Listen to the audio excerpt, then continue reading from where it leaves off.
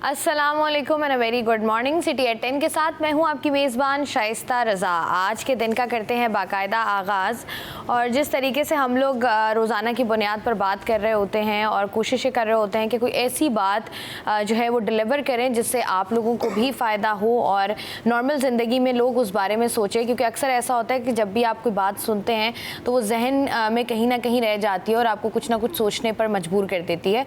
अगर हम अपने इर्द गिर्द देखें, जिस तरीके से लोग डिजिटलाइज हो गए हैं, जिस तरीके से बहुत सारे ऐसे ट्रेंड्स हैं जिनको फॉलो किया जाता है, और उसी ट्रेंड्स को फॉलो करने के चक्कर में हम अक्सर बजट से आउट हो जाते हैं। अक्सर हम ऐसी चीज़ कर देते हैं जो कि एतदाल में नहीं रहती, और एतदाल पसंदी आजकल के दौर में, जिस दौर में हम लोग रह रहे हैं, वहाँ पर जो है वो दानिशमंदी की अलामत है। अगर हम देखें कि अगर कोई चीज़ है, अक्सर हम लोग खाना रेस्टोरेंट्स वगैरह में जाते हैं, हम बेशुमार खाना मंगवा लेते हैं और हमें लगता है कि हमने चूँकि हमने सिर्फ एक पिक्चर लेनी है, हमने सोशल मीडिया पर डालनी है, वो खाना हमारा ज़ाया हो जाता है। साथ ही साथ नॉर्मल रूटीन में हम लोग देख रहे होते हैं कि लोगों के घरों में 4-4, 5-5 एसी लगे होते हैं जिसकी रिक्वायरमेंट नहीं होती।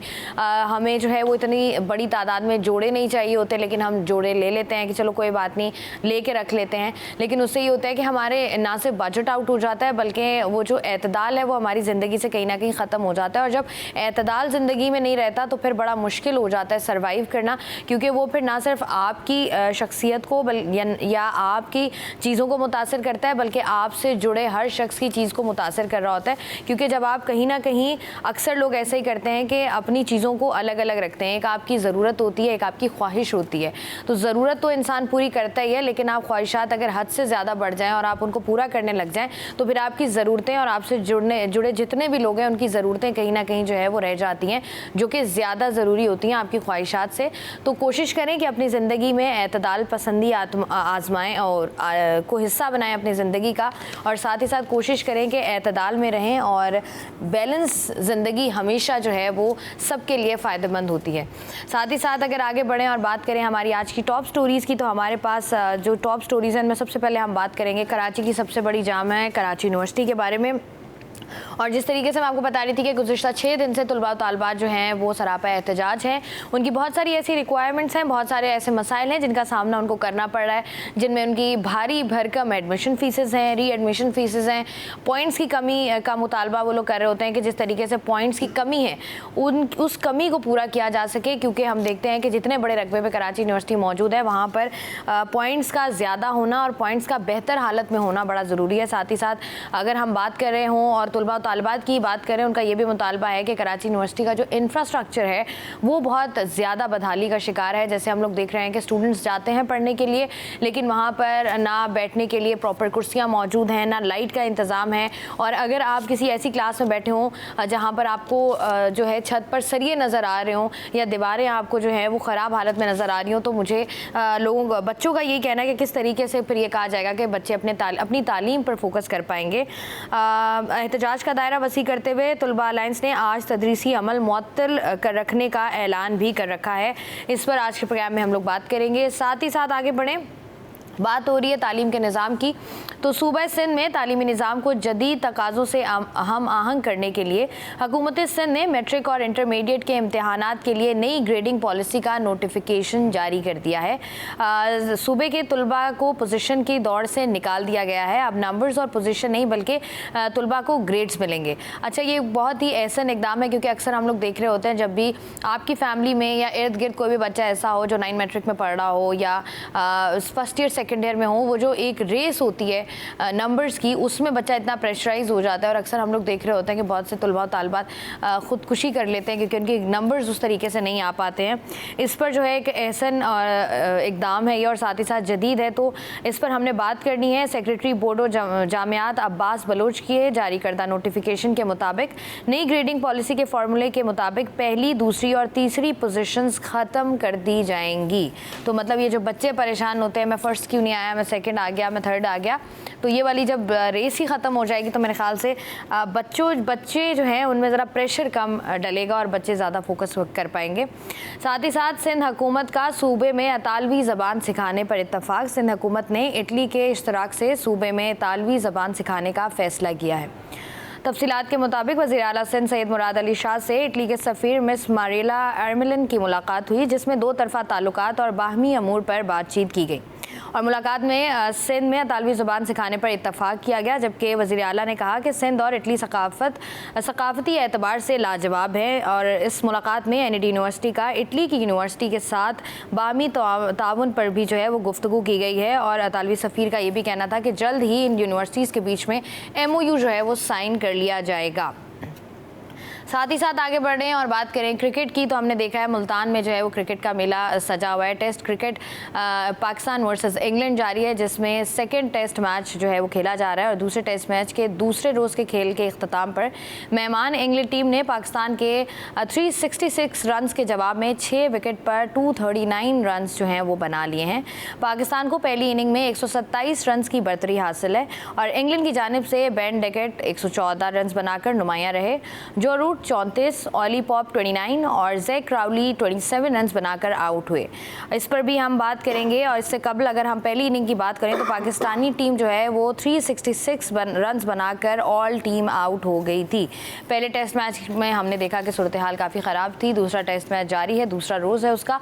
अब देखना ये कि आगे जो है ये जो टेस्ट मैच है ये किसके नाम इसका सेहरा जाता है, पाकिस्तान और इंग्लैंड। साथ ही साथ अगर बात करें शहर में होने वाले तरक्याती कामों की, तो शहर में होने वाले तरक्याती कामों की सुस्त रवि का शिकार होने पर MQM पाकिस्तान का तशवीश का इजहार। MQM पाकिस्तान के रुकने सिंध असम्बली सैयद एजाजुल हक ने म्यूनसिपल कमिश्नर बल्दिया उस्मा कराची अफजल जैदी को ख़त लिख दिया है। मेरे हल्के PS 121 में बारिशों के बाद से कोई काम नहीं हो रहा है। औरंगी टाउन में सीवरेज का सिस्टम भी तबाहाली का शिकार है। औरंगी टाउन इस वक्त मुंजो दाड़ों का मंजर पेश कर रहा है।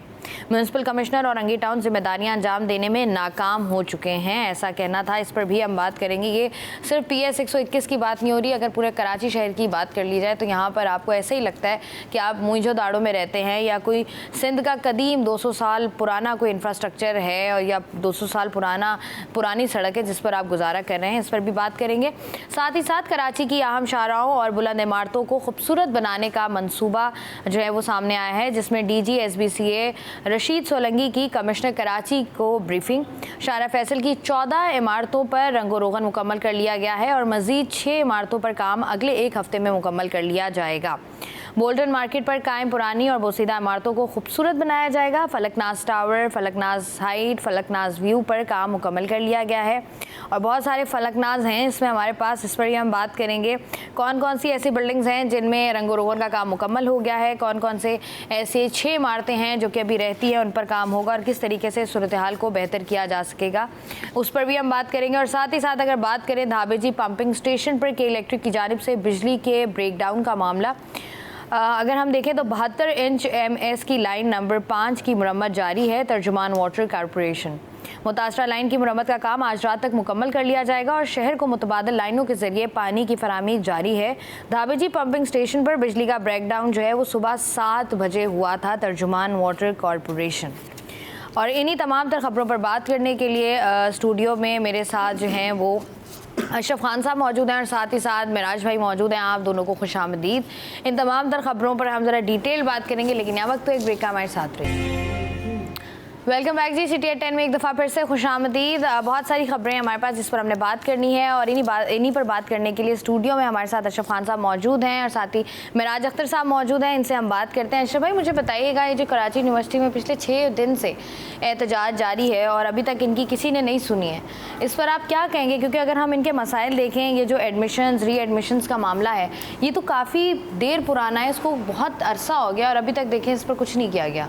जी, इसी वजह से देखें कराची यूनिवर्सिटी में जो तलबा हैं वो एहतजाज करें। 6 रोज़ हो गए थे, आज 7वां रोज़ है और आज इन्होंने अगला स्टेप ये लिया है कि अब वाइस चांसलर के जो दफ्तर है उसके बाहर भी एहतजाज करेंगे, जो हमारे रिपोर्टर ने अपडेट किया। और ये भी कहा है कि एहतजाज का दायरा मज़ीद वसी किया जाएगा और उसके लिए जो तदरीसी अमल जो है मअतल रहेगा। और ये भी कहा है कि जो एहतजाज करेंगे बुनियादी वजह देखें कि सबसे पहले कि क्या जो फ़ीसों में जो इजाफा हुआ है और उसके साथ सेकंड जो बसें हैं, यानी कि जो कराची यूनिवर्सिटी में अब हज़ारों की तादाद में जो बच्चे पढ़ने जाते हैं तो जो बसों की ऐसी हालत है, और वो जैसे हादसा भी हुए हैं, पहले भी हुए हैं, माजी में भी, तो मुतअद्दिद बार उन्होंने ये भी कहा कि इसकी मरम्मत कराई जाए, वो भी नहीं हो रही है। और तीसरा जो आप बार बार बोल रही थी, अगर कराची यूनिवर्सिटी में जाएं तो ये लोगो है हमारा, सिंबल है फॉर, मतलब हम अगला फ्यूचर बनाने जा रहे हैं, जो हमारे बच्चे पढ़ के निकलते हैं।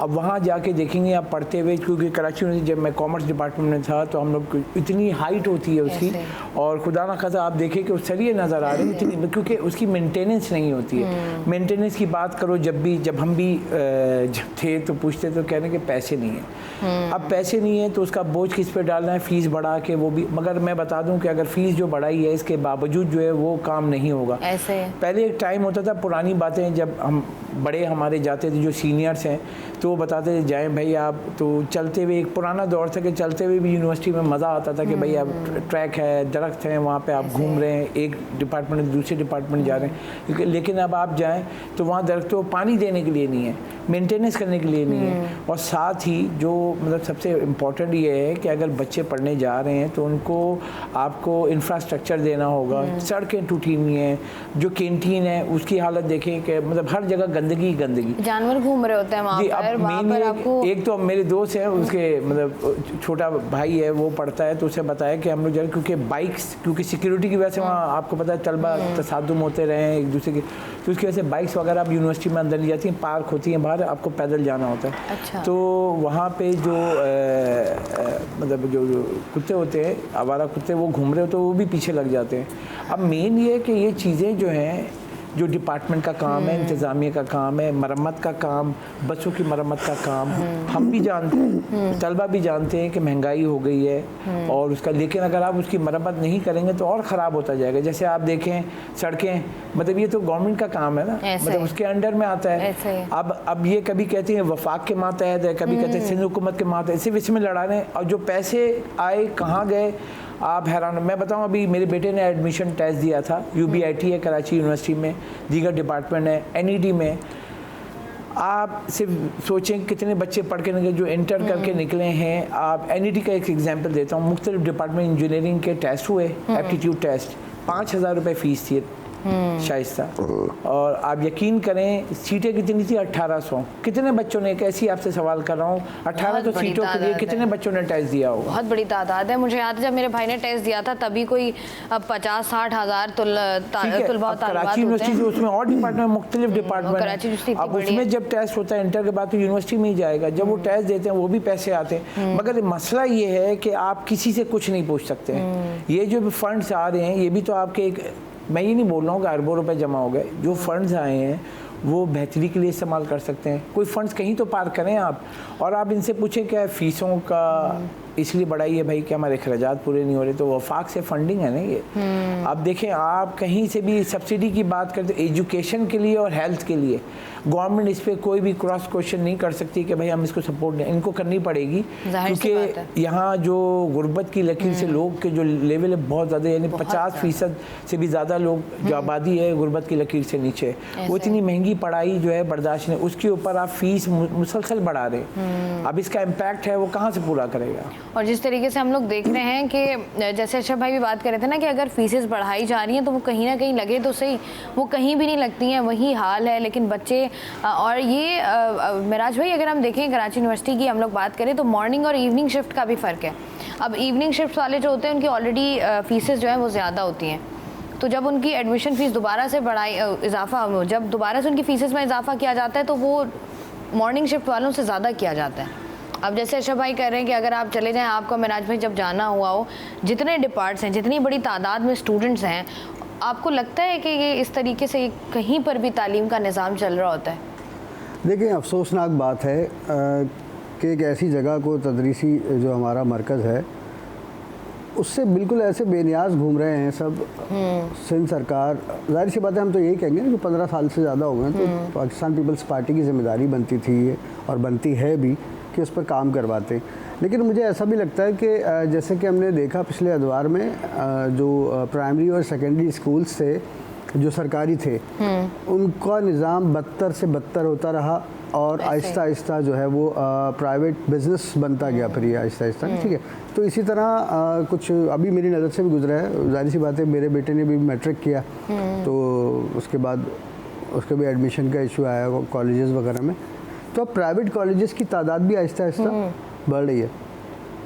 तो अब बात यह है कि पहले तो आपने निज़ाम को ख़राब किया, सरकारी तालीम का हाल ये कर दिया कि लोगों ने अपने बच्चों को सरकारी स्कूल में दाखिल कराना छोड़ दिया। गरीब से गरीब तबके का जो फैमिली है वो भी ये कोशिश करती है कि कम फीस वाले में मतलब मैं अपने बच्चे को प्राइवेट में भेजूं ताकि अच्छा पढ़ ले, अच्छा ठीक है ना। सही है, सही अब सूरत-ए-हाल ये है कि यहाँ भी अब ऐसा ही लग रहा है कि लोग प्राइवेट की तरफ जो है ज़्यादा उनका रुझान आहिस्ता आहिस्ता जो है वो हो रहा है। लेकिन अब जिनके पास नहीं है, मुतवस्सित तबके के लोग हैं या गरीब लोग हैं, तो उनके लिए तो प्रॉब्लम होगी। लेकिन बात यह है कि देखिए हुकूमत की जिम्मेदारी बनती है कि जामिया कराची की जो भी मसाइल हैं, जो मामलात हैं, उनको हल किया जाए और प्रायोरिटी पे हल किया जाए। प्रायोरिटी पे, क्योंकि देखें जिस तरीके से हम लोग बात भी करें ना कि एक तालीम का शुबा हो गया मिराज भाई, एक सेहत का शुबा हो गया, ऐसा शुबा है जहाँ पर आपको तवज्जो देनी चाहिए, लेकिन अनफॉर्चुनेटली उस तरीके से यहाँ पर तवज्जो दी ही नहीं जाती। और जैसे कल भी हम लोग बात कर रहे थे ना कि लोग, अगर नॉर्मली हम कराची शहर में देखें तो लोगों को वाइट आटा बेचा जाता है, उसके अंदर से फाइबर निकाल के, और उसके बाद जब वाइट आटा खाते हैं उनको कॉन्स्टिपेशन होती है तो फिर फाइबर बेचा जाता है पैसों से। तो ये जैसे आप बात करें ना, सरकारी निज़ाम, तालीमी निज़ाम को इस कदर जो है वो गिरा दिया गया है कि अब प्राइवेट जो है वो एक प्राइवेट जो स्कूलिंग सिस्टम है वो एक कारोबार बन गया, और ये ऐसा माफिया बन गया है कि आप अगर इनको कहते भी हैं तो ये माइंड करते हैं, लेकिन अनफॉर्चुनेटली छोटे से छोटा बच्चा 4 साल 4.5 साल का बच्चा आप एडमिशन कराने जाएँ अशरफ भाई, लाख 1.5 लाख रुपया एडमिशन फीसिस ले रहे हैं ये लोग। क्योंकि बिज़नेस आपने खुद कह दिया, बिज़नेस मैं आपको बताऊं, कराची में अभी मैं डिटेल निकाला था माशाल्लाह से कराची यूनिवर्सिटी जो अगर कराची में देखा जाए नंबर 1 पे है, 52 डिपार्टमेंट्स हैं और 19 रिसर्च जो है इंस्टीट्यूट हैं इसमें, और जो स्टूडेंट्स की तादाद है मोर देन 30,000 बच्चे जो हैं यहाँ पढ़ते हैं। 52 डिपार्टमेंट, 30,000 बच्चे, तो उनकी इश्यूज़ तो है ना।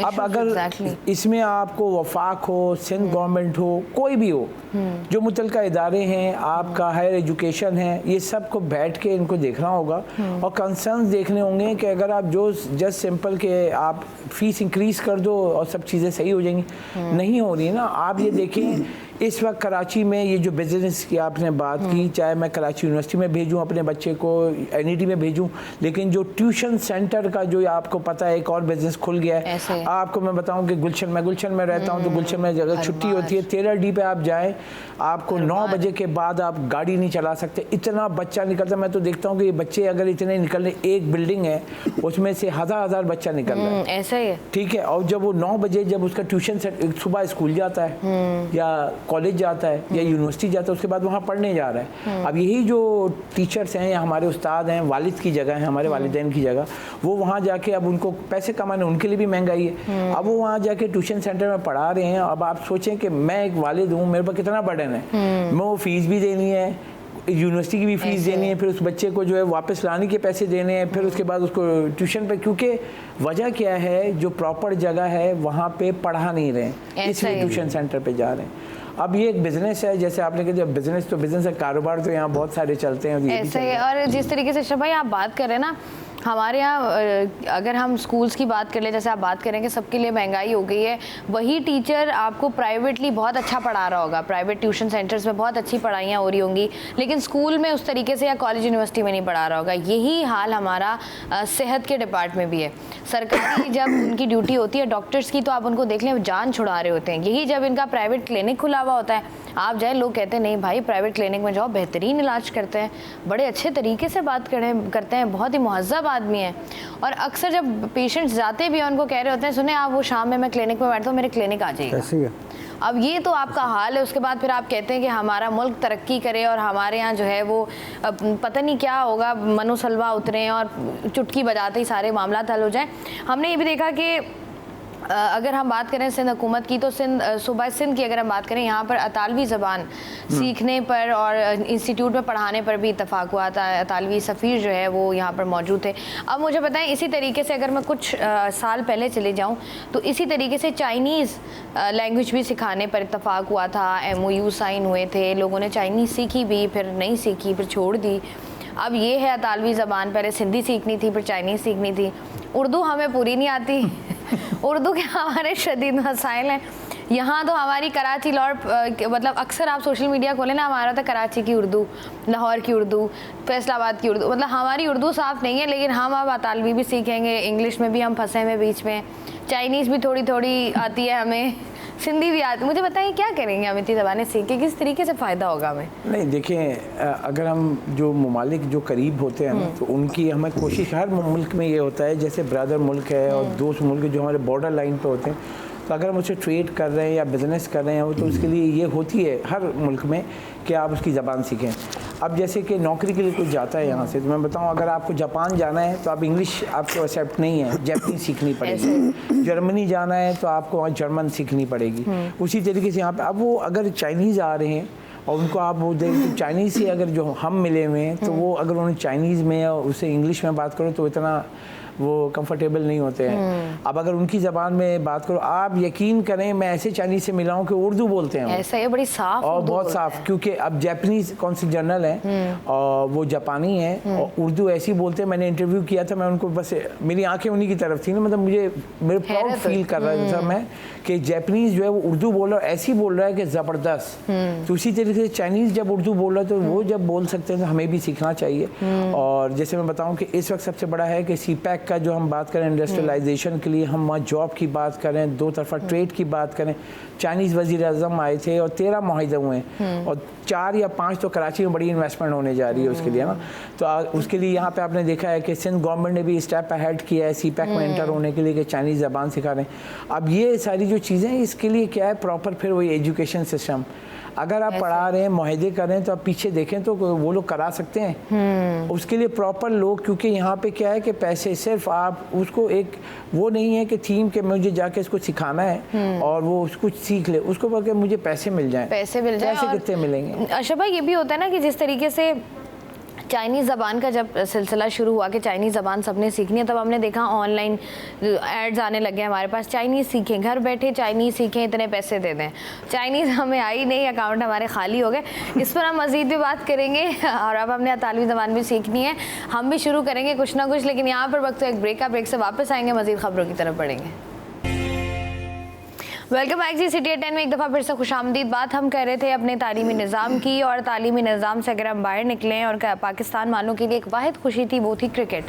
अब क्रिकेट जिस तरीके से हमें नज़र आ रही है, उसमें जो है वो काफ़ी डिसअपॉइंटमेंट्स हमें हो रही हैं। टेस्ट सीरीज़ जारी है पाकिस्तान वर्सेस इंग्लैंड, जो कि हो रही है पाकिस्तान के शहर मुल्तान में। आज उसका जो दूसरा टेस्ट मैच है, उसका दूसरा रोज़ था, कल दूसरा रोज़ था। और आज की अगर हम परफॉर्मेंस की बात करें तो हमने देखा कि अभी तक जो है वो बड़ा 50-50 चल रहा है, अभी तक क्लियर आउट नहीं हो सका है कि किस तरीके से जो है वो हम मैच में कौन सी टीम है जो कि जीतेगी। अगर हम बात करें पाकिस्तान की, तो पाकिस्तान के 366 रन्स के जवाब में 6 विकेटों के नुकसान पर 239 रन्स जो है वो इंग्लैंड ने बना लिए हैं। अगर हम बात करें पहली इनिंग की जो कि पाकिस्तानी टीम ने खेली थी, वहाँ पर 366 रन्स बनाकर ऑल टीम आउट हो गई थी। अब हम इस पर अगर हम देख लें आखिरी, अगर आज हम देखते हैं, अगर आज का मैच होता है, मिराज भाई अगर आज के मैच की हम बात करें, सॉरी दूसरे टेस्ट मैच की हम बात करें, तो अगर तो ये इंग्लैंड जीत जाता है तो इंग्लैंड के नाम सीरीज़ हो जाएगी ऑफ कोर्स। लेकिन अगर हम जीत जाते हैं तो हम देखेंगे कि ज़रा बैलेंस आउट हो जाएगा, तीसरा मैच ज़रा इंटरेस्टिंग हो जाएगा। लेकिन हम लोग देख रहे हैं कि बड़ा एक कह लें कि बड़े फैसले हुए। बाबर आजम, शाहीन आफरीदी, मोहम्मद नसीम शाह, ये तीनों को रेस्ट कराया गया सेकंड और थर्ड टेस्ट सीरीज़ के लिए और टेस्ट मैच के लिए। बाकी नए प्लेयर्स को चांस दिया गया और जो प्लेयर्स आए हैं उनमें से जो प्लेयर्स हैं उनकी परफॉर्मेंसेस बहुत अच्छी हैं अभी तक जो हमें देखने को नज़र आ रहा है। आपको क्या लगता है कि जिस तरीके से टेस्ट मैचेस होते हैं, अब हम देखते हैं जो भी खिलाड़ी मेराज भाई परफॉर्म करता है वो टेस्ट मैच से रिटायरमेंट ले लेता है कुछ अर्सा खेल के, क्योंकि 5 रोज़ा मैच है, वही हम जो पहले भी बात कर रहे थे, एनर्जी ज़्यादा लगती है। टेस्ट मैचेस की तरफ रुझान क्यों नहीं है क्रिकेटर्स का? देखिए, अगर आप सूरत-ए-हाल का पूरी तरह से जायज़ा लें ना, तो टेस्ट मैचेस का मामला वाकई लेंदी होता है काफ़ी ना, लोग भी नहीं देखते, लोग देखते भी नहीं, लोगों की दिलचस्पी भी कम होती है और फिर जाहिर सी बात है एनर्जी भी ज़्यादा वेस्ट होती है। तो वनडेज़ हो गए या T20 हो गए, इस तरह के जो इवेंट्स होते हैं ना, उसमें ज़्यादा दिलचस्पी होती है सबकी। लेकिन बहरहाल देखें, खेलना तो है, और ख़ास तौर पे अभी जो क्रिकेट टीम हमारी गुज़िश्ता अगर थोड़ा सा हम माजी में चले जाएं तो कुछ कारकर्दगी कोई ख़ास अच्छी रही नहीं है, और मुसलसल जो है वो जो शायकीन क्रिकेट थे वो मायूस ही रहे हैं इससे। हालांकि वो हर मैच यही सोच के देखते थे मुझ समय कि भाई आज तो बस आज कुछ नया होगा, क्या कहते हैं वो कुश्तों के पुश्ते लगा देने लेकिन फाइनली फिर जो है मायूसी ही मुकद्दर बनी। तो बहरहाल इम्प्रूवमेंट की ज़रूरत है, और ज़रूरत इस बात की है टेस्ट मैचेस खेलें ताकि अपनी प्रैक्टिस उनकी चलती रहे। प्रैक्टिस अच्छी होगी तो जाहिर सी बात है वो अच्छे परफॉर्म कर सकेंगे जब भी कोई इंटरनेशनल इवेंट आएगा, या T20 वर्ल्ड कप आएगा, या इसके अलावा कोई भी इस तरह की सीरीज़ आती है, वनडेज़ आते हैं, तो उसमें वो अच्छे परफॉर्म कर सकेंगे। अगर इसमें दिलचस्पी नहीं लेंगे तो जाहिर सी बात है उनका जो प्रैक्टिस वाला मामला है वो जब नहीं होगा तो हमें शायद इसी तरह की शर्मिंदगियाँ उठाना पड़ेंगी जो आजकल हम उठा रहे हैं। और बड़ी अगर हम अक्सर बात करें, क्योंकि अगर एक तरफ तो हम देख रहे हैं कि ये टेस्ट सीरीज़ जा रही है, साथ ही साथ वुमेंस वर्ल्ड कप भी हो रहा है जिसमें अब मेरे पास कोई मुसद्दका इतला तो नहीं है, लेकिन जितना मैंने कल रात तक पढ़ा था वो ये था कि इंडिया वुमेंस क्रिकेट टीम जो है वर्ल्ड कप से बाहर हो गई है। आशा भाई आपको इस बारे में कुछ पता है? सरसरी तौर पे देखा था क्योंकि अभी हम ये वाला मैच मैंने कल देखा था, और आज भी अभी जो जारी है तो उसकी मैं अपडेट ले रहा था कि दुआ यही है कि पाकिस्तान और इंग्लैंड के मैच में पाकिस्तान इंग्लैंड को थोड़ा सा चित कर दे। अभी जो करंट अपडेट आ रही है ये बताएं 273 पे 9 खिलाड़ी आउट हैं इंग्लैंड के, और पाकिस्तान 366 रन फर्स्ट इनिंग में बनाए। अब देखना ये है कि पहले गिरा देते हैं, क्या करते हैं, उसके बाद सेकंड इनिंग में इनको अच्छा भाई पहले टेस्ट में भी हमने भी पहली इनिंग में 500 बनाया था, उन्होंने 800 850 कर नहीं देखें वो अभी तो मसले देखिए भाई क्रिकेट बाय चांस है। ये तो ऐसा हो गया जैसे पहले कहते थे ना सुना और सीखा है। हाँ, नहीं जैसे महाराज जी पहले कहते थे ना कि शादी एक जुआ है, वो एक ऐसी चीजें चल गई तो चल गई, नहीं चली तो नहीं चली। मुझे लगता है पाकिस्तानी क्रिकेट टीम और पाकिस्तान ये जो क्रिकेट है खबर है हाँ। यही होता जा रहा है कि बस क्रिकेट बाय चांस चल गई तो चल गई, किसी का बल्ला घूम गया तो घूम गया, वरना बैठे हुए तो हम हैं ही। लेकिन अच्छी की उम्मीद कर सकते हैं, हम दुआ यही कर सकते हैं कि इंशाल्लाह पाकिस्तान भी जो है वो हमें कारकर्दगी दिखाए, पाकिस्तानी क्रिकेट टीम हमें भी खुश करे, क्योंकि मायूसी काफ़ी देर से जो है वो हमारा मुकद्दर बनी हुई है। साथ ही साथ अगली खबर की तरफ बढ़े तो हमने देखा अशरफ भाई कि कराची में जो है कराची की जो अहम शाहराएँ हैं उनको जो है उन पर रंगो रोगन का काम जो है वो जारी है, और हम देखा है अहम इमारतें शाहरा फैसल पर कुछ इमारतें हालांकि मेरी नज़र नहीं पड़ी है, मेरा रोज़ का आना जाना है, बट कुछ इमारतें ऐसी हैं जिनको पर रंगो रोगन कर दिया गया है। मेरे ख्याल से शाहरा फैसल की 14 इमारतों पर रंगो रोगन किया गया है। अब बेसिकली अगर देखा जाए तो मेरा जो ऑफिस है हमारा वो शाहरा फैसल के एक कॉर्नर पर है और मेरा घर दूसरे कॉर्नर पर है, तो मुझे पूरी शाहरा फैसल रोज़ क्रॉस करनी पड़ती है। शायद कोई एक जगह पर मुझे हल्का सा रंगो रोगन नज़र आया, ये जो 14 इमारतें इन पर मेरी नज़र अभी तक नहीं पड़ी है। तो अशरफ भाई आप मुझे बताइएगा कहाँ पर ये 14 इमारतों पर रंग हुआ है? देखिए बुनियादी वजह ये थी, जो पहले वज़ीर आला और इससे पहले निगरान सेटअप था तो उसमें प्लान हुआ था उसमें कि कराची ब्यूटिफिकेशन ऑफ कराची करनी थी, क्योंकि आप वो कहाँ से थी, एयरपोर्ट से जो आते हैं ना हमारे गैर मुल्की और ये हमारे दोस्त ममालिक के लोग, तो जब वो एयरपोर्ट से आप आते थे और एग्जिट होने के बाद जैसे ही शाहरा फैसल पर कनेक्ट होते थे तो वहाँ पे आपने बिल्कुल सामने देखा था कि वहाँ पे मैकेनिक वगैरह चाय वाला ये वो सारा, तो उसके लिए क्या किया उन्होंने पूरी दीवार वॉल खड़ी की है, और ताकि जो आ रहे हैं तो एक इमेज तो दें, वो वॉल लगाने के बाद पता ना चले कि यहाँ पर मैकेनिक होते हैं। नहीं मगर एक ब्यूटी, आप दुनिया में कहीं भी चले जाएं, आप इस्लामाबाद जाएं, लाहौर जाएं और दीगर शहरों में भी जाएं, हम पाकिस्तान की बात करें तो वहाँ से जब आपका कोई फर्स्ट इमेज जो होता है ना, आप बाहर आए आप देख रहे हो, अब शुरू में ही आप एयरपोर्ट से निकलती है उसको वहाँ से लेकर शाहरा फैसल तक तजावज़ात दिखाएं, सर्विस लेन को बर्बाद होता हुआ दिखाएं, तो उसका इमेज बहुत नेगेटिव जाता है। और अशरफ भाई अगर आप वहाँ से निकलें और आप जैसे ही वो जो आप बात करें जहाँ पर वॉल बनाई है, जैसे एयरपोर्ट से निकला ट्रैफिक में फंस जाए तो आपको क्या इमेज आएगा? अब तो सिग्नल फ्री कॉरिडोर है ना, अब वो यहाँ से अगर आप देखें तो मेट्रोपोल तक आपको सिग्नल ही नहीं है, लेकिन वो ट्रैफिक फिर भी रोजाना की बुनियाद पर अशरफ भाई जाम होता है वहाँ पर रोजाना। वजह है ना, देखें आपको मैंने बताया, आप कोई भी एक वो लें, आप चौरंगी कहते हैं ना महाराज भाई, चौरंगी पे आप गाड़ियाँ डाल दें 10, वो घूमती रहें, एक गाड़ी अगर रुक जाएगी ना तो वो जो सर्कल है ना वो रुक जाएगा। अब ये सर्कल को समझना होगा कि जो ट्रैफिक है उसमें सांस देनी पड़ेगी। सांस क्या मतलब कि जारी स्पेस अगर नहीं हो, गाड़ियों पे गाड़ी बम्पर और मोटरसाइकिल है उसके बीच में कोई जगह है तो मोटरसाइकिल और इन सबको इनको एक ट्रैफिक कंट्रोल मैकेनिज्म पे काम करना होगा।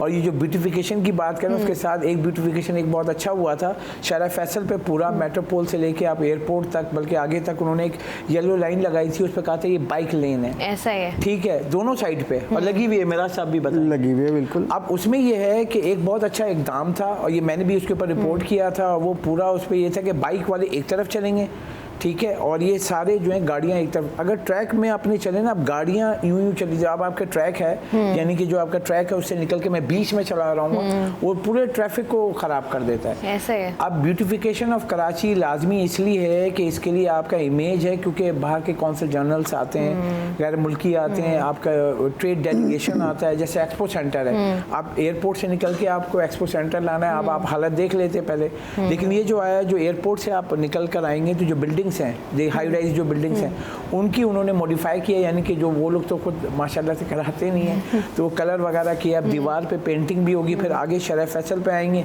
तो वो आगे आपकी ब्यूटिफिकेशन वैसी नज़र आ रही है कि मेन अगर जैसी आप उसको क्या कहते हैं COD ना, जो क्रॉस करते हैं, उसके बाद जो आपका शरह फैसल पे आ जाता है तो जो सारे कैंटोनमेंट का एरिया है वहाँ दरख्त भी नज़र आएंगे, वो सब। तो ये सारी चीज़ें ब्यूटिफिकेशन में आती हैं। अब ये एक स्टेप ले रहे हैं और यकीनी तौर पे जो है वो जो कलर कर रहे हैं ये सारा कर रहे हैं, लेकिन उसके साथ सफाई बड़ी ज़रूरी है। और हमने देखा है कि मेयर कराची की जानिब से भी मुख्तलिफ दीवारों पर हमने देखा कि उन्होंने वहाँ पर ब्यूटिफिकेशन का काम कराया है, साथ ही साथ मल्टीपल जगहों पर ब्यूटिफिकेशन का काम हुआ है, लेकिन उसके बाद उस जगह को उसी हालत में रखना जो है वो एक बहुत बड़ा सवालिया निशान है। जैसे हम कल के प्रोग्राम में बात कर रहे थे या परसों के प्रोग्राम में जो ग्लोब था जिसको हम कराची का सिंबल कहते थे, वो वाली सिचुएशन कराची शहर में हमेशा क्रिएट होती रहती है। तो अगर एक अच्छी जगह, एक अच्छी चीज़, एक अच्छी लोकेशन आपको मिल जाती है, दैट डजंट मीन कि आप उस पर जाके पान की पीके फेंके, वहाँ जाके आप जो हैं वो अपने काम कर रहे हों जिसकी वजह से वो चीज़ें तबाह बर्बाद हो जाएं। इसका ख्याल रखना मेरी और आपकी जिम्मेदारी है, क्योंकि हमारा ही शहर है और हमने ही इसको ओन करना है। अशरफ खान हमारे साथ मौजूद है, साथ ही साथ मेराज अख्तर साहब हमारे साथ मौजूद है स्टूडियो में। बहुत बहुत शुक्रिया आपका। प्रोग्राम का सिलसिला जारी है, वक्त एक ब्रेक का, हमारे साथ रहिए। वेलकम बैक जी। सिटी 10 में एक दफ़ा फिर से खुशामदीद। प्रोग्राम में मज़ीद थोड़ा आगे बढ़ते हैं और बात कर रहे थे हम ब्रेक पर जाने से पहले भी जब हम स्टोरीज़ की बात कर रहे थे तो हम बात कर रहे थे कि कराची यूनिवर्सिटी में जिस कदर मसाइल हैं और तलबा तालबात एहतजाज पर हैं, बहुत सारे ऐसे मसाइल हैं जिनका वो हल चाहते हैं। वहीं पर बहुत सारी चीज़ें ऐसी भी हैं जो कराची यूनिवर्सिटी में हो रही हैं, क्योंकि कराची यूनिवर्सिटी एक ऐसी यूनिवर्सिटी है जहाँ पर तलबा तालबात की जो तादाद है वो बहुत ज़्यादा है और वहाँ पर अक्सर व बेशतर हम देख रहे होते हैं कि ट्रेनिंग प्रोग्राम्स हो रहे होते हैं। इसी तरीके से कराची यूनिवर्सिटी के ही कुछ मास कम्युनिकेशन के स्टूडेंट्स हैं जो कि फाइनल ईयर में हैं, वो उन्होंने एक ट्रेनिंग सेशन का आगाज़ किया मोबाइल जर्नलिज्म के नाम से, जहाँ पर बहुत सारी चीज़ें जो हैं वो अपने स्टूडेंट्स को या अपने जूनियर्स को वो सिखा रहे होते हैं। उस हवाले से ज़रा मज़ीद तफसीलात इन्हीं से लेंगे। स्टूडियो में इस पर बात करने के लिए हमारे साथ मौजूद हैं वरीशा आसिफ, साथ ही साथ मौजूद हैं मोहम्मद हादी वसीम और अरसलान अली राव। इन तीनों को कहते हैं वेलकम। वरीशा, मुझे बताइएगा कि बेसिकली जो ट्रेनिंग कराई जा रही है आप लोगों की जानिब से, आइडिया कैसे आया और इस ट्रेनिंग का मकसद क्या है, क्या कुछ कर रहे हैं आप लोग? हमारा पहले तो यही था कि ऐसा इरादा था कि हम करवाएंगे ये वाला कि जो है मोबाइल जर्नलिज्म, आजकल मोबाइल का दौर है तो हमें यही सिखाया जाता है कि कैसे मोबाइल से करना है कैसे नहीं। तो हमारा ये था कि हम करेंगे, लेकिन ये नहीं था कि अभी करेंगे। लेकिन फिर हमारी एक कैंपेन थी, हमारा एक वो था कोर्स जिसमें जो है हमें DSC कैंपेन चलानी थी। तो हमने सोचा क्यों ना हम ये करें, करके देखते हैं, ट्राई करते हैं। तो इस तरह से फिर जो है हमने ट्राई किया, हमारे साथ इतने बड़े नाम जुड़े, ये सब हुआ, तो ऐसे ही यहाँ तक। अच्छा हादी, मुझे बताइएगा कि जिस तरीके से वरीशा बता रही थी, अब जब आप लोगों ने इसका आगाज़ कर लिया, जैसे जैसे दिन गुजरते जाते हैं, जैसे जैसे लोगों को पता चलता जाता है, तो एक आप लोगों को रिस्पांस पता चलता है कि लोगों का पॉजिटिव आ रहा है, नेगेटिव आ रहा है, कैसा रिस्पांस था? क्या ऐसी बेसिक चीज़ें जिन पर आप लोग फोकस कर रहे हैं इस ट्रेनिंग सेशन में? सबसे पहले बहुत शुक्रिया शाइस्ता। देखें, हम बहुत छोटे आइडिया के ऊपर काम कर रहे थे, ऐसा हमें लगता था, लेकिन फिर हमारी टीम ने जब लोगों को, स्पीकर्स को, स्पॉन्सर्स को और बाकी सबको अप्रोच करना शुरू किया तो वो कड़ी से कड़ी जुड़ती गई और जो भी हमारे पार्टिसिपेंट्स हैं वो मुख्तलिफ इंस्टीट्यूट से आए। उन्होंने कराची यूनिवर्सिटी को देखा, कराची यूनिवर्सिटी के मुख्तलिफ डिपार्टमेंट्स के स्टूडेंट्स हैं, हमें ज्वाइन किया। हमारे साथ ट्रेनर्स ऐसे जुड़े जो इस फील्ड में महारत रखते हैं, मोबाइल जर्नलिज्म में महारत रखते हैं, जिनमें मिसबा कादरी हैं, जिनमें सिब्त हसान हैं, बुराक शब्बीर हैं स्टोरी टेलिंग के हवाले से, और वीडियो एडिटिंग के हवाले से अयाज खान हैं मौजूद पाकिस्तान के। तो ये बहुत बड़े नाम हमारे साथ जुड़ गए। तो फिर हमें ऐसा लगा कहीं ना कहीं कि जब चीज़ें इतनी पॉजिटिव हो रही हैं तो हम इनको उसी तरह आगे लेकर चलें। तो हमने फीडबैक्स और क्वेश्चन वगैरह भी अपने जो भी पार्टिसिपेंट्स थे उनसे जब हमने फिल कराए 2 सेशंस के बाद, 1 सेशन के बाद, तो बहुत अच्छा फीडबैक था। बल्कि उन्होंने कहा कि हम मज़ीद चाहते हैं कि इस तरह की वर्कशॉप्स हों। तो हमने डिजिटल नरेटर को इन फ्यूचर एक ऑब्जेक्टिव और जो भी प्लान्स थे उसके हमने वो चार्ट भी अपनी अभी से ही अप्रूव करवा दिए, अपने आगे दे दिए कि हम क्या क्या चीज़ें मज़ीद करना चाहते हैं और सारी चीज़ें। तो वो चीज़ एक हमारे लिए पॉजिटिव थी, हमारी टीम के लिए पॉजिटिव थी।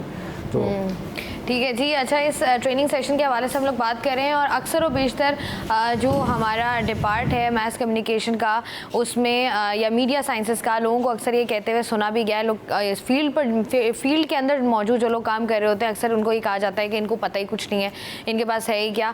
तो जो रिपोर्टर्स या जो आपके पास सहाफ़ी होते हैं, बेसिकली जो जर्नलिस्ट आपके पास होते हैं, उनके पास मैस कम्युनिकेशन की डिग्री होना बेसिकली क्यों ज़रूरी है, वो भी आज हम इनसे जानेंगे और बहुत से सवालात और भी हैं जो हमने करने। लेकिन वक्त तो एक ब्रेक का, हमारे साथ रहिए। Welcome back ji. City at 10 में एक दफ़ा फिर से खुशामदीद। हमारे साथ यूनिवर्सिटी ऑफ कराची के कुछ स्टूडेंट्स मौजूद हैं और जो ये ट्रेनिंग कराई जा रही है, ट्रेनिंग सेशन हो रहा है, इसके हवाले से हम लोग बात कर रहे हैं।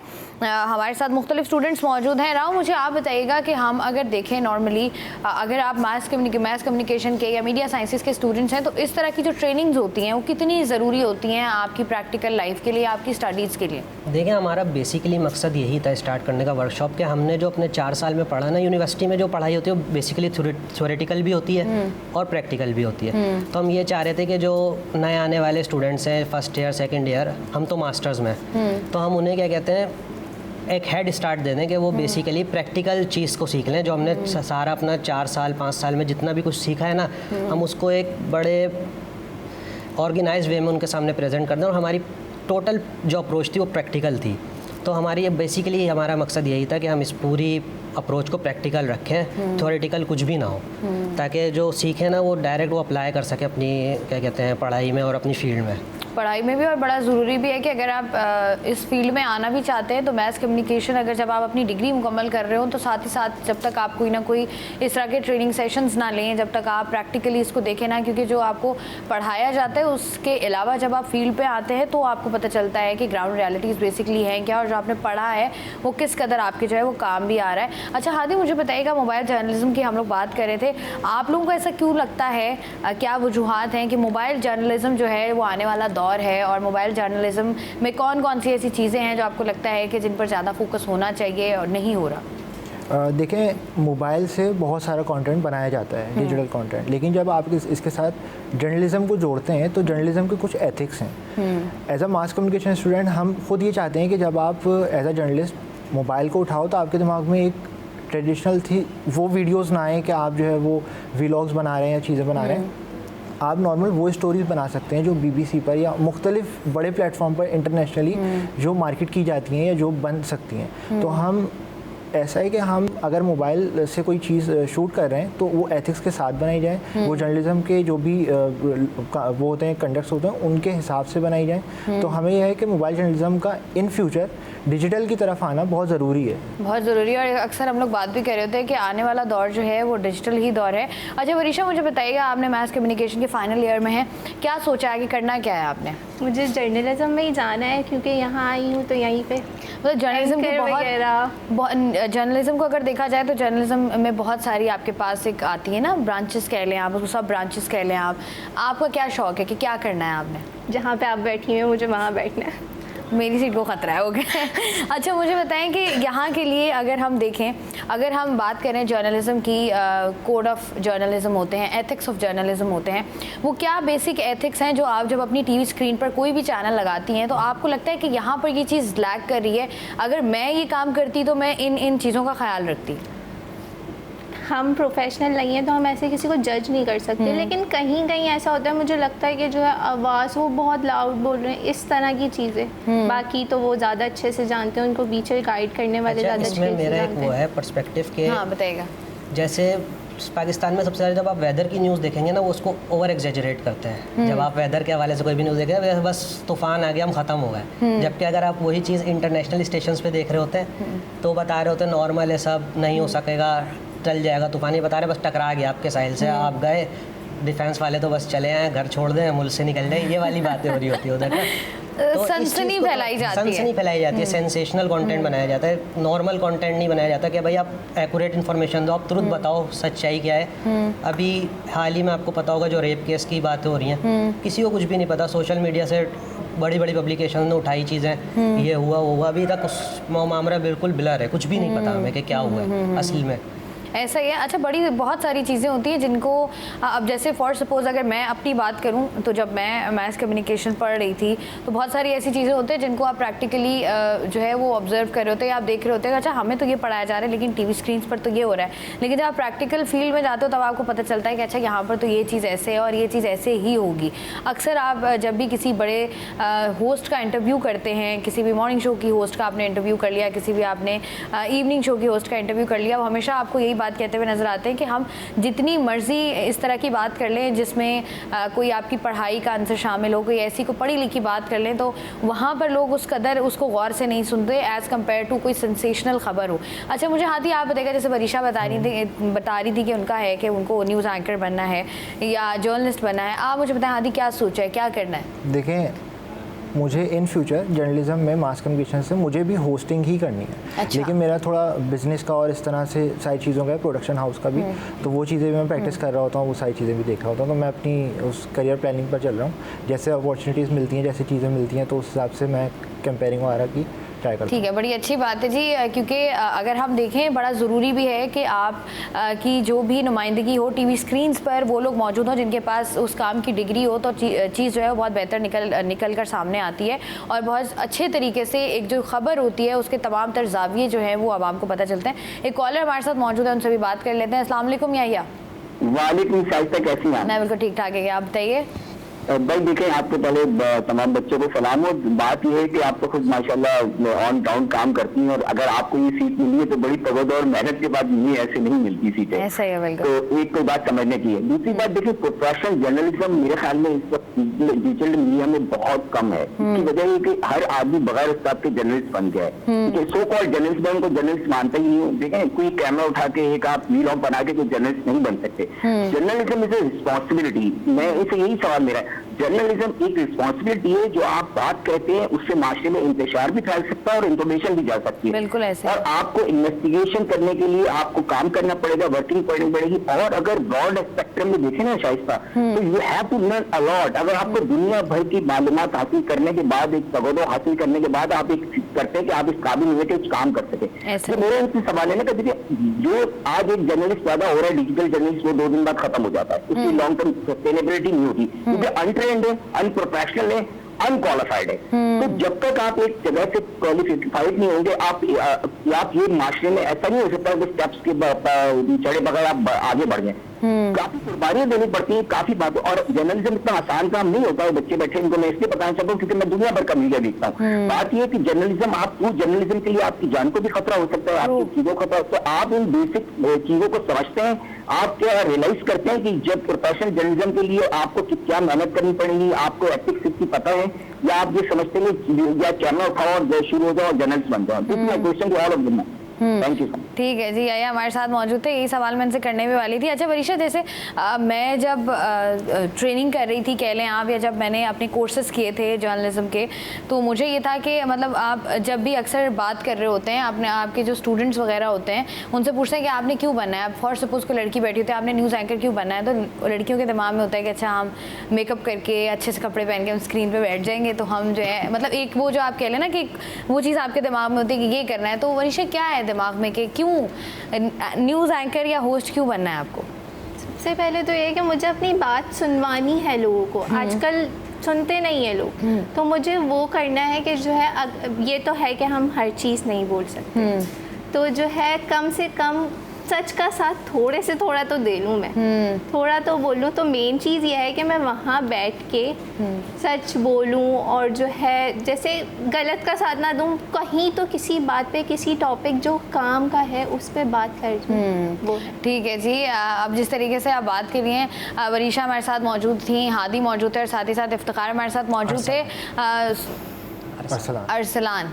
अरसलान कौन है आप दोनों में से? सॉरी, अरसलान मौजूद थे, इफ्तिखार कौन है? खैर कोई बात नहीं, हमारे साथ 3 स्टूडेंट्स मौजूद थे और अच्छी बात यह है कि लोग आगे बढ़ना चाहते हैं, कामयाब होना चाहते हैं। बहुत सी चीज़ें ऐसी होती हैं जो आपको स्क्रीन पर नज़र आ रही होती हैं, बहुत से लोग ऐसे होते हैं जो कामयाब होकर आपको स्क्रीन पर नज़र आ रहे होते हैं, जिनको आप आज आइडलाइज़ कर रहे हैं, लेकिन उनके पीछे, उस काम के पीछे जो 15-20 साल की एफर्ट्स होती हैं वो उसको कोई ना देखता है और ना कोई उसको फॉलो करता है। क्योंकि आप आज भी अगर बड़े बड़े एंकर्स को और उनको देखें, उनको सुने, तो वो आपको बताते हैं कि हमें कितनी रिजेक्शंस मिली, कहाँ पर हमें कितनी देर तक बैठना पड़ा। और जो न्यूज़ एंकर्स कह लें आप, जर्नलिज्म कह लें आप, ये इतना आसान काम नहीं है कि 9 to 5 वाला काम है। यहाँ पर आपको जो है वो 2-2, 3-3 दिन भी जागना पड़ सकता है। यहाँ पर आपको ऐसी जगहों पर भी जाना पड़ता है, क्योंकि अक्सर लोग ये बात करते हैं कि जहाँ पर कोई नहीं पहुँचता वहाँ पर जो है वो सहाफ़ी पहुँच जाता है, क्योंकि आपको अपनी जान जोखिम में डालकर आपको ख़बर जो है वो पहुँचानी होती है। और बहुत सारी ऐसी चीज़ें होती हैं जिन पर फोकस करना बड़ा ज़रूरी है। इसके लिए कंसिस्टेंसी आपको चाहिए, इसके लिए करेज चाहिए, इसके लिए पैशन चाहिए आपको, क्योंकि जब आपके अंदर पैशन है कुछ करने का, तभी आप जो है वो अपने आप को तमाम तर, मतलब आप फिर ये नहीं देखते कि धूप बहुत ज़्यादा है, मैं जो है वो मैं टैन ना हो जाऊँ, या मैं जो है मैं इस तरह के लोगों में, मैं कचरे में नहीं जा सकती, मैं यहाँ नहीं जा सकती, मैं वहाँ नहीं जा सकती। ये सारी चीज़ें आपको घर पर छोड़कर आनी पड़ती है। क्योंकि अक्सर कहा जाता है कि अगर हम बात कर लें डॉक्टर्स की और जर्नलिस्ट की, यहाँ पर जो है ना वो जेंडर्स नहीं देखे जाते। यहाँ पर मर्द और औरत बराबर हैं, आपको भी उतना ही काम करना है और आप भी किसी चीज़ से आपको वो यही नहीं कह सकते आपको इस चीज़ से आपको इस्तिस्ना हासिल है। प्रोग्राम का सिलसिला जारी है, वक्त हुआ एक ब्रेक का, हमारे साथ welcome back ji. City at 10 में एक दफ़ा फिर से खुशामदीद। आज पाकिस्तान समेत दुनिया भर में गुर्बत के ख़ात्मे का आलमी दिन मनाया जा रहा है। पाकिस्तान समेत दुनिया भर में आज गुर्बत के ख़ात्मे का जो आलमी दिन मनाया जा रहा है, ये 1993 से हर साल 17 अक्टूबर को दुनिया भर में मनाया जाता है। इस दिन को मनाने का बेसिकली मकसद तरक्की पजीर ममालिक से गुर्बत का ख़ात्मा और गरीबों का मयार ज़िंदगी बेहतर करना होता है। अक़वाम मुत्तहिदा के तय करदा पायदार तरक्याती अहदाफ में पहला हदफ दुनिया भर से गुर्बत का खात्मा है। ताहम ये हदफ ताहाल ऐसा लगता है कि तकमील से कोसों दूर है। पाकिस्तान की 1/3 से ज़्यादा आबादी ख़त गुर्बत से नीचे ज़िंदगी गुजार रही है, जिसे सेहत और तालीम की बुनियादी सहूलियात समेत एक मुनासिब मयार ज़िंदगी भी मुयस्सर नहीं है। गुर्बत के साथ बेरोज़गारी और मुआशरे में जराइम भी बढ़ते जा रहे हैं। अक़वाम मुत्तहिदा के जारी आदाद व शुमार के मुताबिक आलमी आबादी का 7% यानी कि तकरीबन 575 मिलियन लोग 2030 तक इंतहाई गुर्बत का शिकार हो जाएंगे। गुर्बत के खात्मे के लिए हुकूमत के साथ मुआशरे के हर फर्द को अपना किरदार अदा करने की ज़रूरत है। साहिब हैसियत अफराद की अखलाकी और समाजी ज़िम्मेदारी है कि ज़रूरतमंद अफराद की मदद करें।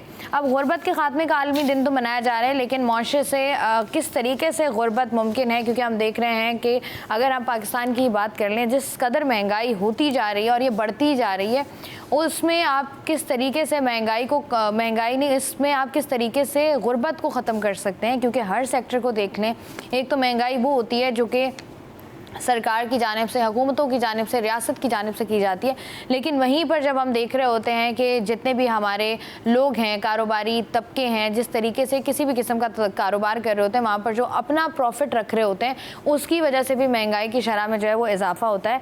इस तमाम दर सूरत हाल पर बात करने के लिए मेरे साथ मौजूद हैं डॉक्टर तहसीन जावेद साहब, जो कि associate professor department of economics, university of Karachi से जिनका ताल्लुक है। साथ ही साथ फ़हीम नूरी साहब हमारे साथ मौजूद हैं, जो कि प्रेसिडेंट ऑल सदर alliance of markets and mall association, और लियाकत अली गबोल साहब हमारे साथ मौजूद हैं, जो कि एडवोकेट हाई कोर्ट हैं। इन तीनों को कहते हैं वेलकम।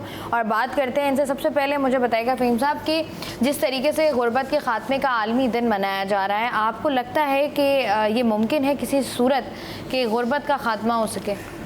सबसे पहले तो थैंक यू वेरी मच कि आप लोगों ने हमें यहाँ पे अपने व्यूज़ देने के लिए इनवाइट किया। देखें, कोई भी चीज़ इम्पॉसिबल नहीं है। अगर लोग, हुकूमतें, कारोबारी लोग, तमाम तबके जो कि साहिब हैसियत हैं, और वो अगर चाहें गुर्बत का ख़ात्मा करना अपने डोमेन में रहते हुए, हम ज़ाहिर सारी दुनिया से तो हम गुर्बत को एक नहीं ख़त्म कर सकते, लेकिन अगर हम चाहें अपने अपने शहरों से, अपने अपने महलों से, अपने अपनी गलियों से, तो हम गुर्बत को ख़त्म कर सकते हैं। इसीलिए अल्लाह ताला ने जो ये ज़कात का जो हमारे ऊपर जो फ़र्ज़ की है, तो वो इसीलिए फ़र्ज़ की है ना कि हम अपने लोगों को, अपने नेबर्स को, रिश्तेदारों को, उनको गुर्बत की लकीर से उठाएं। लेकिन हमारी बदकिस्मती है कि हमारे यहाँ जो है वो हम एक दूसरे माशरे की तरफ चल पड़े ऐसे हैं। मतलब वो जब हम बात कर रहे होते हैं ना कि इस्लाम ने ज़िंदगी गुजारने के जो उसूल हैं वो हमें बहुत पहले ही बता दिए थे, लेकिन अनफॉर्चुनेटली हम अलग ही डगर पर चल पड़ते हैं। लेकिन फ़हीम साहब, हम जो देख रहे हैं हमारे माशरे में, अगर हम मार्केट्स वगैरह में चले जाएं और हम देखते हैं अक्सर, जैसे मैं पहले भी बात कर रही थी कि एक तो चले कीमत महंगाई है, ऊपर से जो ये आप कह लें लोग अपना प्रॉफिट मार्जिन रख रहे होते हैं कि चलें एक चीज़ महंगी होके 250 रुपये की हो गई है तो वो 300 रुपये की बेच रहे होंगे या 280 रुपये की बेच रहे होंगे। अब वो जो ये वाला चक्कर है, इसकी रोकथाम मुमकिन है किसी सूरत? मैं आपको बताऊं, ये गलत तासुर है कि दुकानदार का प्रॉफिट बहुत ज़्यादा होता है। अब जब हुकूमतें उस पर फ्यूल एडजस्टमेंट लगा देती हैं, बिजली के बिलों पे टैक्सेस लगा देती हैं, गैस के बिल, तो एक दुकानदार आम हालात में घर जाने के बाद वो दुकानदार नहीं होता, वो भी एक आम आदमी होता है, वो भी मुतासिर होता है, क्योंकि ज़रूरियात ज़िंदगी की दूसरी चीज़ें उसको भी ख़रीदनी होती हैं बाहर से जाके। तो बेसिक ये एक कॉन्सेप्ट जो है वो बिल्ड हो जाता है कि जी दुकानदार ने प्रॉफिट मार्जिन के लिए चीज़ें बढ़ा दी हैं। नहीं, उसको बहुत सारी चीज़ों का सामना होता है, उसकी दुकान भी रेंट की है, उसका बिजली का बिल भी है, उसके ऊपर टैक्सेस, हुकूमतें टैक्सेस पे टैक्सेस उसके ऊपर लगा रही हैं। और हमारी तो पाकिस्तान में इस वक्त वो हाल है, अभी 1/3 गुर्बत तो नहीं, मैं समझता हूँ कि 80-90% हम गुर्बत के नीचे चले जा रहे हैं मज़ीद। और हमारे यहाँ बेसिकली क्योंकि लोग हम जो है वेलफेयर करते हैं, लेकिन हम इंडस्ट्री नहीं लगाते। हम गुर्बत का ख़ात्मा करने के लिए हम लंगर खाने खोल देते हैं बड़े बड़े, लेकिन हम फैक्ट्रियाँ नहीं लगाते, छोटे कारखाने नहीं लगाते जिससे उनकी गुर्बत को ख़त्म हो। लेकिन हम चूँकि हमारा सोल्यूशन हो उसका सोल्यूशन नहीं करते।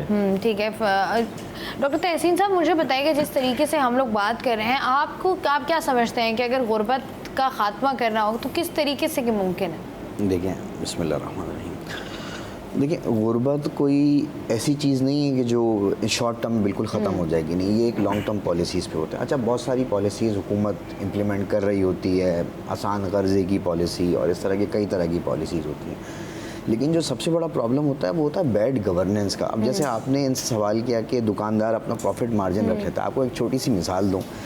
2-3 साल पहले अंडों की कीमत अचानक बहुत तेज़ी से बढ़ गई थी। अच्छा, जब ये हुआ, क्योंकि हमारा सब्जेक्ट इकोनॉमिक्स है तो हम पढ़ाते हैं, तो ये सब मिसाल हम कलेक्ट करते हैं।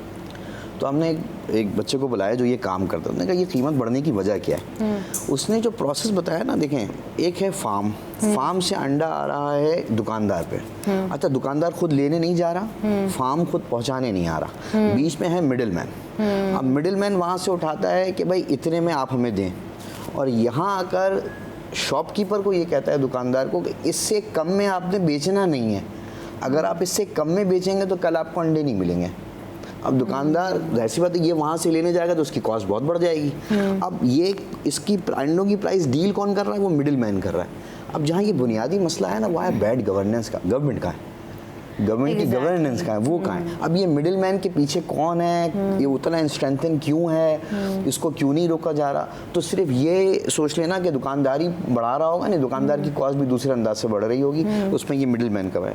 अच्छा, दूसरी बात, और ऐसी नॉन ट्रेडिशनल ऐसी चीज़ें हैं जिसको हम अगर एज ए पॉलिसी इम्प्लीमेंट करें तो हम गुर्बत के ख़ात्मे की तरफ जा ज़रूर सकते हैं। जिस तरह एक नॉन ट्रेडिशनल एक जैसे रिकमेंडेशन है वो ये है कि रूरल टूरिज़म।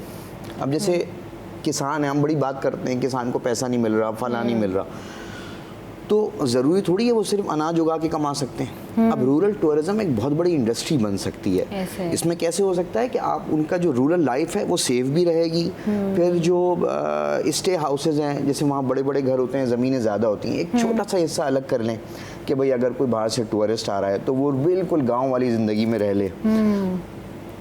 खेत में जाएँ तो वहाँ उनको एक छोटी सी जगह ऐसी मिल जाए जहाँ वो ये देख सकेंगे दूध कैसे निकल रहा है, क्या कहते हैं, प्लांटिंग कैसी हो रही है, ये सब कैसे हो रहा है, खुद इन्वॉल्व होना चाहिए। अच्छा, ये सारी वो चीज़ें हैं जिससे उनकी इनकम भी बढ़ेगी और क्या कहते हैं, उनकी जो इनकम के बढ़ने की वजह से जो उनकी गुर्बत का लेवल है वो रिलेटिवली बेहतरी की तरफ मूव करके गुर्बत कम हो और साथ ही साथ जिस तरीके से बात आप कह रहे हैं बड़ा अच्छा है, क्योंकि इर्द गिर्द जब हम भी देख रहे होते हैं तो लोगों को बड़ा फैसिनेट करती है जो आपकी ये गाँव की ज़िंदगी है। बहुत से लोग ऐसे हैं जो सारी ज़िंदगी गाँव नहीं जा पाते क्योंकि वो उनका ताल्लुक पंजाब में किसी से नहीं होता ना, या उनके रिश्तेदार नहीं होते, जिसकी वजह से वो बड़ा मिस कर रहे होते हैं।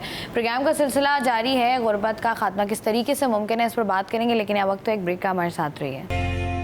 Welcome back ji. City at 10 में एक दफ़ा फिर से खुशामदीद। बात हम लोग कर रहे हैं गुर्बत के ख़ात्मे के हवाले से, और जो सबसे एक आप कह लें एक इम्पॉर्टेंट चीज़ है, एक इम्पॉर्टेंट पॉइंट है, वो पॉइंट यही होता है कि अगर हम देखें सरकारी सतह पर जब भी बजट अनाउंस होता है तो वहाँ पर जो आपकी सरकारी तनख्वाह होती है उसमें इजाफा किया जाता है कि जो आपकी सरकार या आपकी रियासत मुंतखब करती है, और वो 37,000 रुपये है। लेकिन अनफॉर्चुनेटली आप बाहर जाएँ, आप अपने इर्द गिर्द देखें उन तमाम तर लोगों को, तो हम देखते हैं कि लोग जो हैं वो ना उनके पास, कुछ लोग ऐसे हैं जो 10-10, 12-12 घंटे की ड्यूटीज़ कर रहे हैं, लेकिन उनकी तनख्वाह 15 से 18,000 रुपये से ज़्यादा तनख्वाह नहीं है। साथ ही साथ 20-20, 25-25 हज़ार रुपये पे लोगों से जो है वो इस कदर काम कराया जा रहा है। चलें, काम तो एक अलग मामला है, लेकिन जो उनकी एक सरकारी तनख्वाह है वो तो उनको दी जाए। उनको 37,000 रुपये सरकारी तनख्वाह भी नहीं दी जाती। तो हम दूसरी तरफ ये बात करते हैं कि गुर्बत का खात्मा जो है वो किस तरीके से मुमकिन है। तो जो बेसिक चीज़ें वही हम लोग नहीं दे रहे होते। हमारे साथ जो है वो एडवोकेट लियाकत साहब मौजूद हैं। इनसे हम पूछते हैं कि लियाकत साहब, जिस तरीके से मैं बात कर रही हूँ, सरकारी तनख्वाह जो 37,000 रुपये सरकार ने मुकर्रर की है, ये इतने बड़े बड़े लोग, बिजनेसमैन हो गए, इंडस्ट्रियलिस्ट हो गए, तमाम तरह लोग हो गए जिन्होंने मुलाजमीन रखे होते हैं, ये उनको बेसिक सैलरी क्यों नहीं देते? बिस्मिल्लाहिर्रहमानिर्रहीम। देखें, मैं तो कहता हूँ सारी जो फसाद की जड़ है हमारी हुकूमत है। मेरे दोनों भाइयों ने बहुत अच्छी और ख़ूबसूरत बात की।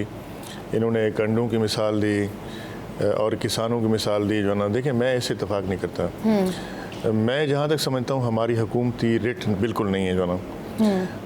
अभी आप देखें, पेट्रोल की कीमत बढ़ती है या बिजली का रेट बढ़ता है तो फ़ौरन जो है ना चीज़ें जो है ना आसमान को छूने लगती हैं। जब उसकी कीमत कम होती है, क्या आपने देखा कि जो बसों के किराए हैं या दुकानदार हैं उसकी कीमत में कभी भी कमी नहीं लाते, उनकी कीमत वहीं पे वहीं बरकरार रहती है। देखिए, हमारे पास बहुत मुख्तलिफ मिनिस्ट्रियाँ हैं। लेबर मिनिस्ट्री हमारे पास मौजूद है। लेबर मिनिस्ट्री का काम क्या है कि आपने जो हमारे मज़दूर हैं उनकी जो उजरत के हवाले से आपने उसको देखना है, उनके साथ होने वाली ज़्यादतियों के हवाले से देखना है। हमारे पास लेबर कोड मौजूद हैं। लोगों के सैकड़ों केसेस पड़े हुए हैं यहाँ पे। लोग काम करते हैं, उनको तनख्वाहें नहीं मिलती, उनसे ओवर टाइम लिया जाता है, उनको पैसे सही नहीं दिए जाते, उनकी जो ड्यूज़ हैं वो उनको क्लियर नहीं किए जाते, इस हवाले से। दूसरा जो है ना, हमारे पास हुकूमत की तरफ से ऐसा कोई मैकेनिज़्म नहीं है कि भाई आप हर साल कहते हो जी हमने मज़दूर की तनख्वाह 1 तोला सोने के बराबर कर दी।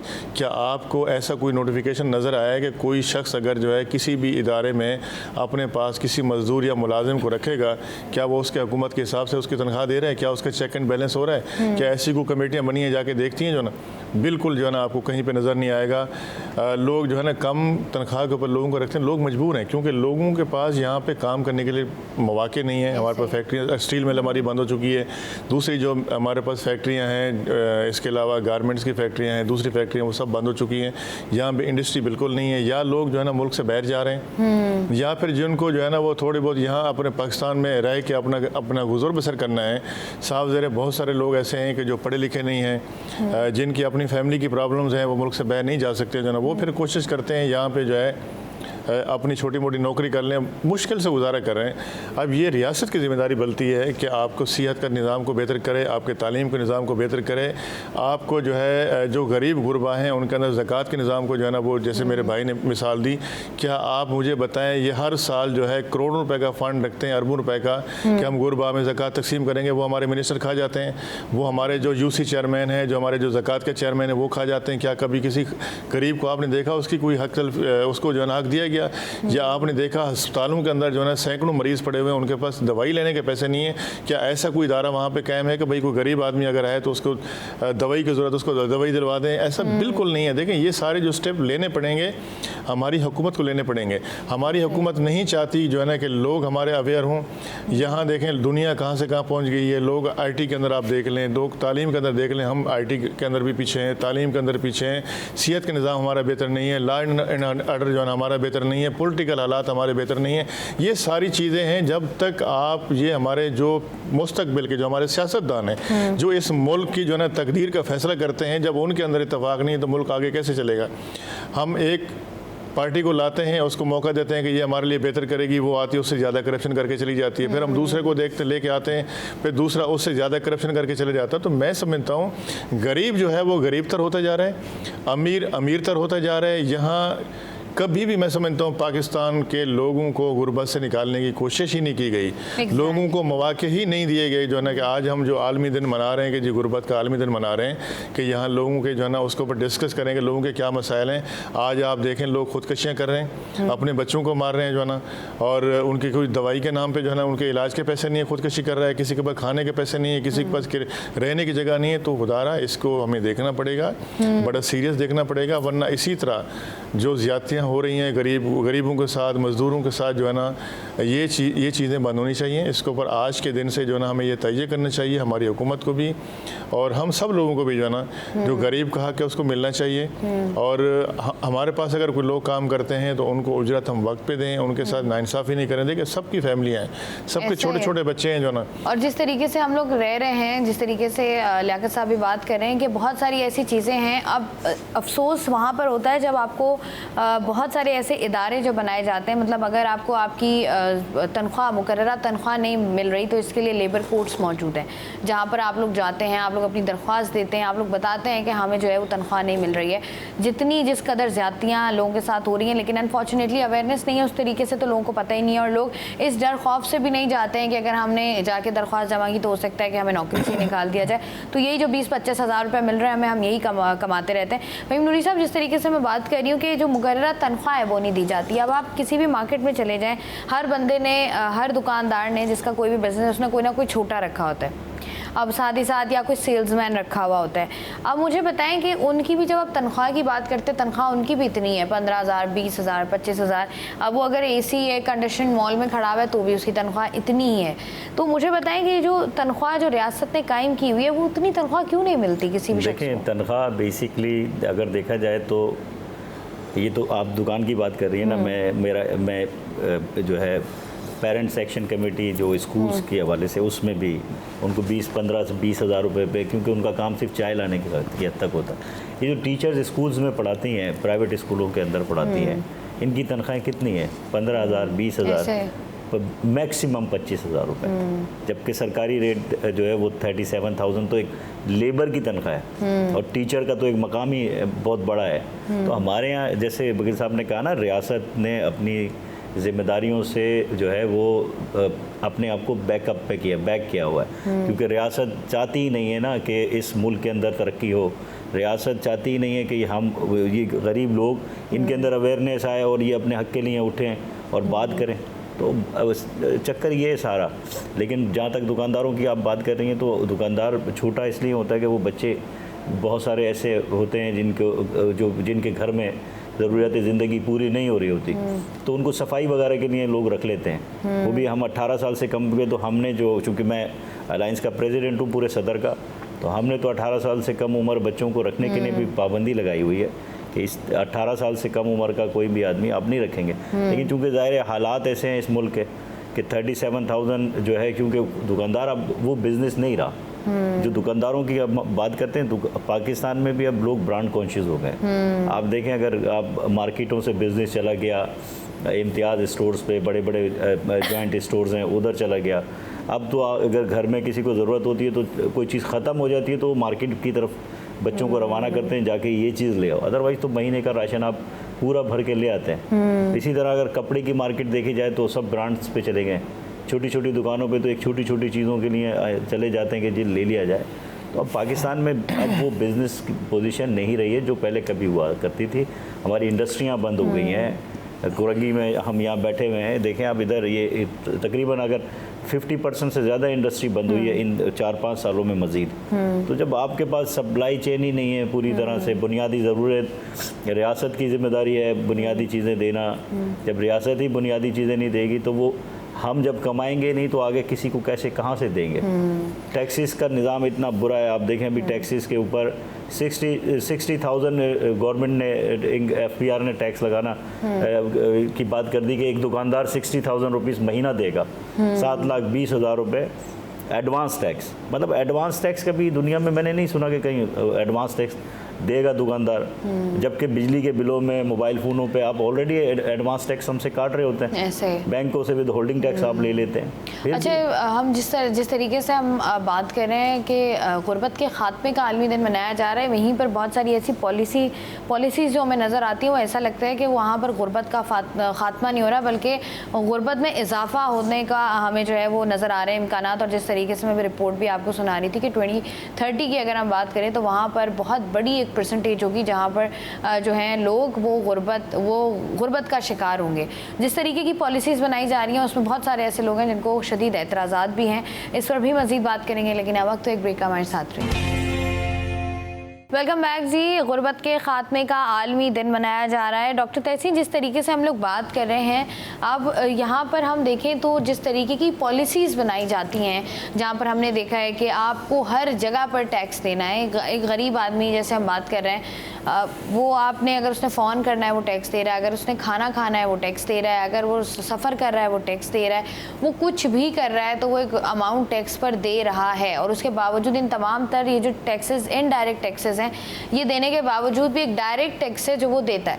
अब अगर हम अपनी बात करें तो हम जब सैलरी लेते हैं तो हमारी सैलरी से हमारा टैक्स कट जाता है, लेकिन उसके बावजूद भी हम तमाम तर चीज़ों पर टैक्स दे रहे होते हैं। तो आप मुझे बताएं, जिस तरीके की पॉलिसीज़ बनाई जा रही हैं, आपको लगता है कि इन पॉलिसीज़ पर अमल करके गुर्बत का खात्मा मुमकिन है? देखिए, दो अलग चीज़ें हैं। आप टैक्स को रिलेट कर रही हैं पॉवर्टी से, गुर्बत से।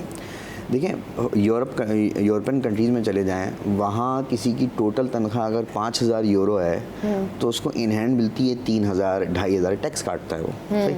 लेकिन आप ये समझ रहे हैं कि उसका उतना पैसा काटने के बाद उसको क्या फैसिलिटीज़ मिल रही हैं। एजुकेशन वहाँ अवेलेबल है, आसान, हेल्थ वहाँ मौजूद है, इंफ्रास्ट्रक्चर वहाँ अवेलेबल है, बिजनेस अपॉर्चुनिटीज़ अवेलेबल हैं। तो टैक्स काटना या टैक्स लेना ये ज़ात इटसेल्फ बुरा नहीं है, लेकिन जब इसका इस्तेमाल ही नहीं हो रहा जहाँ उसको होना चाहिए, तो इसका मतलब है कि हम ये टैक्स भी दें और फिर उन तमाम चीज़ों को हासिल करने के लिए अपनी बची हुई तनख्वाह में से अलग से पैसा दें। तो असल बात यह है कि वो जो इंटेंशन है ना, कि आप पैसा तो ले रहे हैं लेकिन लगा नहीं रहे, लगाने की वजह से आपका पैसा लेना सही नहीं है। अगर आप पैसा लें और लगा दें, इंफ्रास्ट्रक्चर डेवलप कर दें, आप गवर्नमेंट स्कूल को काबिल बना दें, बच्चा 50-50 हज़ार रुपये देकर महीना स्कूल में ना पढ़े, प्राइवेट स्कूल में ना पढ़े, 20-20 हज़ार देकर प्राइवेट स्कूल में ना पढ़े, गवर्नमेंट स्कूल में चला जाए, गवर्नमेंट स्कूल को काबिल बना दें, आप टैक्स ले लें। आप इंफ्रास्ट्रक्चर को काबिल बना दें, आप टैक्स ले लें। आप सबको छोड़ें, यहाँ रोड के पैचेस अगर हल्का सा टूट जाते हैं तो वहाँ घंटों ट्रैफिक जैम रहता है और कितना फ्यूल ज़ाया हो रहा होता है, लोगों का गाड़ियाँ ख़राब हो रही होती हैं। तो आप देखें ना, ये फ्यूल का ज़ाया होना, हम इंपोर्ट करते हैं, हम इंपोर्टर हैं, तो उसमें वो पैच नहीं बनेगा, लाखों का फ्यूल उड़ जाएगा रोज़ाना की बुनियाद पे। तो अब उसकी वजह से जो हम फॉरेन रिजर्व पे रो रहे हैं कि हम इतना इंपोर्ट करना पड़ रहा है, रिजर्व हमारे कम है, तो इनके बचाने के लिए ये चीज़ें तो हो नहीं रही, बात बहुत सारी होती है। अच्छा, इसमें एक मज़े की बात बताऊँ, गुर्बत के खात्मे के लिए जो फैक्ट्स एंड फिगर दिए जाते हैं ना, उसमें बड़ी मज़े की एक चीज़ ये होती है कि जैसे गुर्बत की एक लाइन डेफिनेशन उन्होंने कही कि हाँ भाई, महीना या $3.2 अगर मंथली कोई कमा रहा है तो वो पॉवर्टी लाइन से ऊपर है, गुर्बत, गरीब नहीं कहला रहा है वो। ये एक क्राइटेरिया जो पाकिस्तान में अभी ये फॉलो हो रहा है। $3.2 पर डे। अच्छा, इसमें मज़े की बात क्या होती है कि जब फैक्ट्स एंड फिगर गवर्नमेंट को एडजस्ट करने होते हैं ना, तो वो कहता है अभी 40% जो हमारा रेट है, 40 पॉइंट समथिंग जो लोग हैं वो बिलो दी पॉवर्टी लाइन है। तो गवर्नमेंट क्या करेगी, गवर्नमेंट कभी कभार ऐसा करेगी, जो भी अशारी है, गवर्नमेंट किसी एक गवर्नमेंट की बात नहीं है, सभी की बात है, वो क्या काम करेगी, 3.2 को 2.5 कर देगी। बहुत सारे लोग जो 3.2 और 2.5 के दरमियान हैं, जो पहले गरीब थे, अब वो गरीब नहीं रहे, खुद ब खुद पॉवर्टी लेवल कम हो गया। हालांकि हुआ कुछ भी नहीं, लोगों को मिला कुछ भी नहीं, लेकिन इंडिकेटर्स को इम्प्रूव करने के लिए इस तरह की जो मैनिपुलेशन है डेटा में, वो सब ज़रूर की जाती है। अच्छा, मुझे ना एक चीज़ से और भी एतराज़ है कि जिस तरीके से हम लोग बात कर रहे होते हैं बच्चों की वेल्थ के हवाले से या ख़वातीन की वेल्थ के हवाले से, बहुत सारी NGOs काम कर रही होती हैं, बहुत सारे बड़े बड़े सेक्टर्स में इस नाम पर पैसा लिया जाता है कि हम इन बच्चों और बच्चियों की तालीम पर लगाएंगे, हम इन बच्चों को जो है वो सेहत की सहूलियात देंगे, लेकिन वो पैसा कहीं भी नहीं लगता। वो पैसा कहाँ जाता है वो हमें नहीं पता। अब मुझे बताएं कि जब आप, जिस तरीके से मैं बात कर रही हूँ कि जब आपकी तमाम तर काम जो उस रास्ते पर जाते हैं जहाँ पर जो है कहा जा सकता है कि गुर्बत के ख़ात्मे की तरफ आप चल पड़े, हम तो वहाँ जाते ही नहीं है। वो रास्ता ये है, हम यूँ मुड़े हुए। नहीं, हमने तस्वीर वही दिखाई हुई है। कि हम यहाँ जा रहे हैं। लेकिन तस्वीर देखें आप, ग्राउंड रियलिटी तो किसको नहीं पता। आजकल एक हम नॉर्मली भी बात कर रहे होते हैं ना कि अगर कितनी तनख्वाह आपकी हो तो आप कह सकते हैं कि यार ये बंदा जो है ना ये एक नॉर्मल ज़िंदगी गुजार रहा है। आपके हिसाब से वैसे तहसीन साहब कितनी तनख्वाह आपके दिमाग में है कि अगर ये हो तो बंदा कह सकता है कि यार ये हमारा जो है ना वो वाला बंदा है जिसकी जो ना गरीब है ना अमीर है, बस ज़िंदगी गुजर रही है उसकी। भाई देखिए, मेरे पास लाइव ऐसे केसेस मौजूद हैं कि अगर उसके 2 बच्चे हैं और वो एक मुनासिब प्राइवेट स्कूल में पढ़ रहे हैं और उसका रेंट का मकान है, तो आजकल जो महंगाई हो चुकी है, अगर वो कहेगा ना मेरे लाख रुपए भी तनख्वाह है, तो वो हैंड टू माउथ गुजारा कर रहा होगा। वो कोई ऐसा गुजारा नहीं। क्या आपके दिमाग में आइडियल फिगर क्या है कि कितनी तनख्वाह हो तो आप पाकिस्तान में गुजारा कर सकते हैं, एक अच्छी ज़िंदगी गुजार सकते हैं? 10 लाख रुपए। अच्छा, 10 लाख रुपए जैसे भाई ने कहा ना, बिल्कुल सही 10 लाख रुपए, लेकिन आप यकीन करें 10 लाख रुपए आपकी इनकम होगी, 3.5 लाख रुपए टैक्स काट लेगा उसमें वो। वो